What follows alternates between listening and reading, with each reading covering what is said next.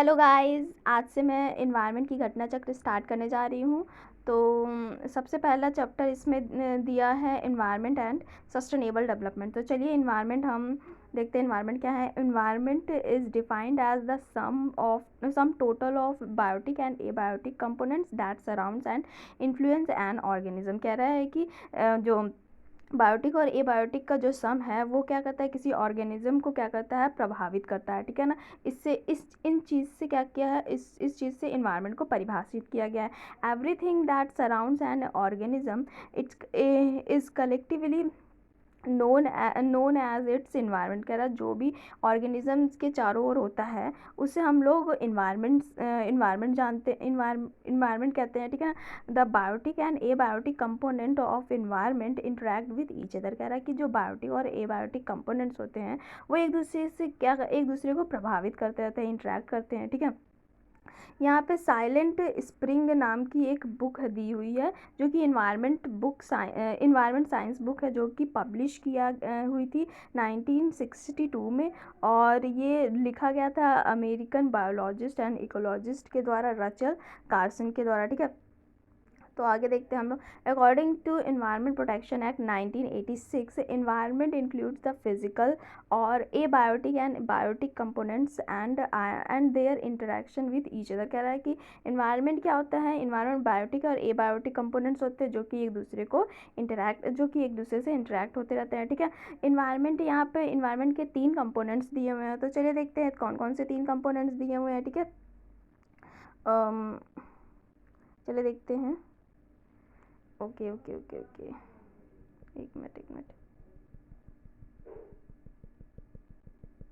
हाँ, तो यहाँ पे इन्वायरमेंट के जो कंपोनेंट्स दिए हुए हैं वो तो है फिजिकल कंपोनेंट, वो एक फिजिकल कंपोनेंट दिया हुआ है, बायोलॉजिकल कंपोनेंट दिया हुआ है, और कल्चरल यानी मैन मेड कंपोनेंट दिया है। फिजिकल में आ जाएगा लैंड, एयर, वाटर आ जाएगा। बायोलॉजिकल में आ जाएगा प्लांट एनिमल एंड माइक्रोब्स आ जाएगा। कल्चरल में आ जाएगा कि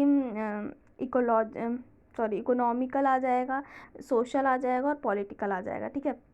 यहाँ पे कुछ और लेयर्स दी हुई हैं इन्वायरमेंट की। जैसे स्मॉल लेयर्स में बात करते हैं तो environment of bacteria, and large में क्या आया है, इन्वायरमेंट ऑफ ट्री दिया हुआ है। यहाँ पे फैक्टर्स क्या दिए हैं, in form of resource, in form of controller. ठीक है ना। वेरिएशन के फैक्टर्स क्या दिए हुए हैं, यहाँ पे दिया हुआ है climate change, soil type and change in topography. ठीक है, ये दिया हुआ है। ठीक। तो चलिए देखते हैं, आगे देखते हैं और क्या होता है। वही जो हमने पढ़ा था वही चीज़ें फिर से दी हुई हैं कि फिजिकल और एबायोटिक में जैसे कि सॉइल, एयर और वाटर आ जाता है। बायोटिक में plant, human, animal and microorganism आ जाता है। कल्चरल एलिमेंट में क्या हो जाता है, culture environment includes the man-made features such as the economical social and political elements, ठीक है, एलिमेंट्स आते हैं। आगे दिया है sustainable development. Sustainable development is the concept of development that meets the need of the present without compromising the ability of future generation to meet their own needs. कह रहा है कि जो अभी जो हमारी प्रेजेंट की नीड है उसको फुलफ़िल करना बिना फ्यूचर की नीड्स को कॉम्प्रोमाइज़ किए बना। ठीक है ना। तो यहाँ पे सस्टेनेबल डेवलपमेंट, आगे देखते हैं। Sustainable development is a subject of sensitivity in the context of natural resources from one to another generation। ठीक है ना। एक जनरेशन से दूसरे जनरेशन का ये एक कॉम्प्लेक्स, मतलब कि एक सेंसिटिव टॉपिक है। ठीक है। The main objectives of sustainable development is the conservation of the natural resource. कह रहा है कि इसका जो मेन ऑब्जेक्टिव होता है सस्टेनेबल डेवलपमेंट का, कि कंजर्व करना नेचुरल रिसोर्सेज को, उसका प्रॉपर मैनेजमेंट करना। ठीक है। Proper management of natural resources and use of the natural resource in a just manner. ठीक है। अब यहाँ पे एक डायग्राम दिया है तो चलिए हम इसको देख लेते हैं। ठीक है, एक मिनट। हाँ, तो क्या दिया हुआ है डायग्राम, एक मिनट।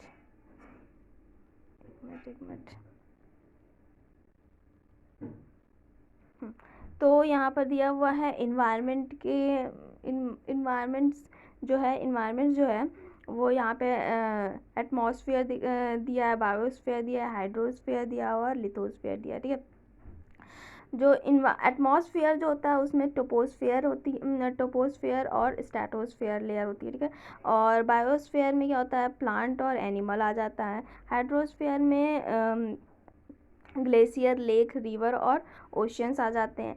और लिथोस्फीयर में माउंटेन आ जाता है, प्लेन्स आ जाता है और डेजर्ट आ जाता है, ठीक है। ये है इन्वायरमेंट एंड इट्स इंटरेक्शन, ठीक है ना।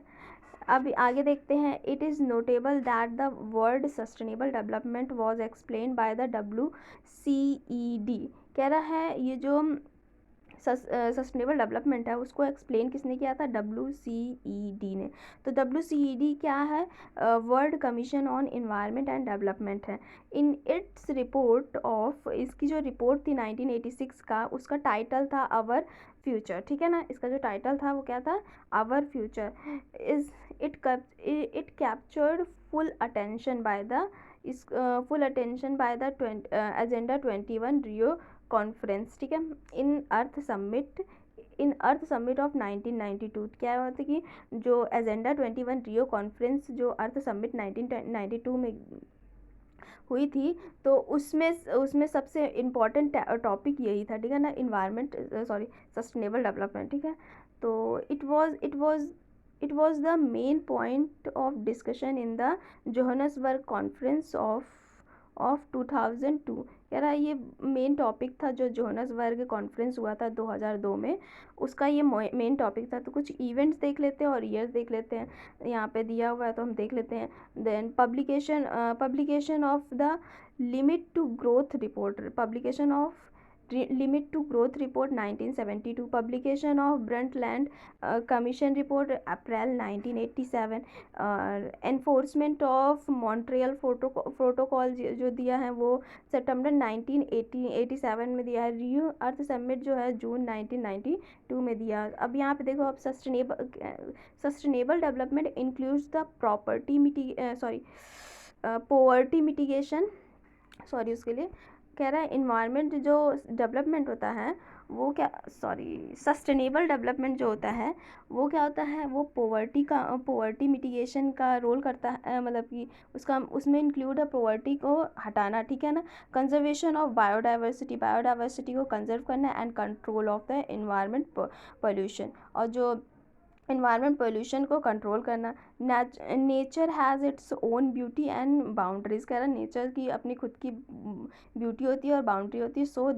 सो at first we should understand the nature and then the road map of development should be prepared. कह रहा है कि तो हमें सबसे पहले क्या करना है, पहले नेचर को समझना पड़ेगा और फिर उसका डेवलपमेंट करने के लिए उसका रोड मैप तैयार करना होगा, ठीक है। तो चलिए देखते हैं आगे क्या दिया हुआ है। कह रहा sustainable development is a balance approach, कह रहा सस्टेनेबल डेवलपमेंट बैलेंस अप्रोच है किसका, between the economic development and environment conservation, ठीक है ना। Compelling term for the sustainable development are based on the availability of the information. तो कह रहा है कि जो कंपेलिंग टर्म होता है सस्टेनेबल डेवलपमेंट किस पे बेस्ड होता है, जो अवेलेबल होते हैं इंफॉर्मेशन की अवेलेबिलिटी पर बेस्ड होता है, ठीक है ना। किस टाइप की इंफॉर्मेशन और वो कहाँ से गैदर की जाएगी देखते हैं।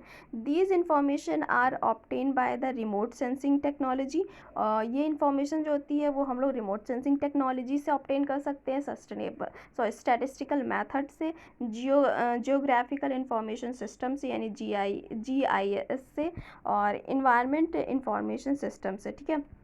और भी बहुत सारे चीज़ें हैं जो जिनके द्वारा हम लोग ये सस्टेनेबल डेवलपमेंट्स की इंफॉर्मेशन हम लोग ले सकते हैं, ठीक है।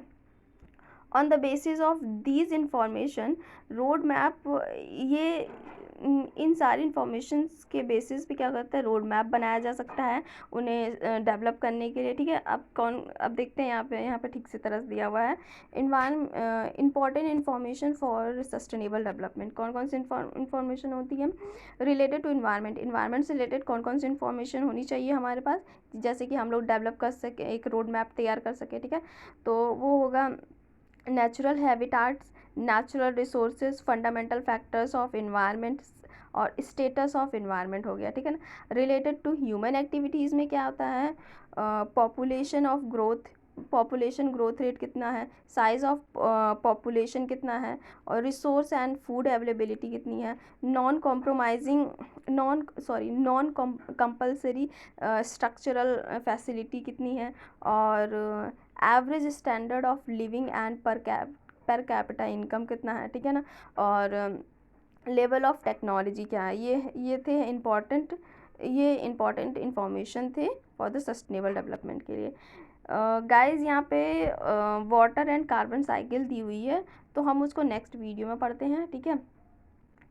और अगर गाइस आपको मेरा वीडियो पसंद आया हो तो प्लीज़ इसको लाइक कीजिए और मेरे चैनल को सब्सक्राइब कीजिए। और अगर इस वीडियो का आपको PDF चाहिए तो मैं कमेंट बॉक्स और डिस्क्रिप्शन बॉक्स में इसका लिंक दे दिया, आप वहाँ से ले सकते हैं। Thank you.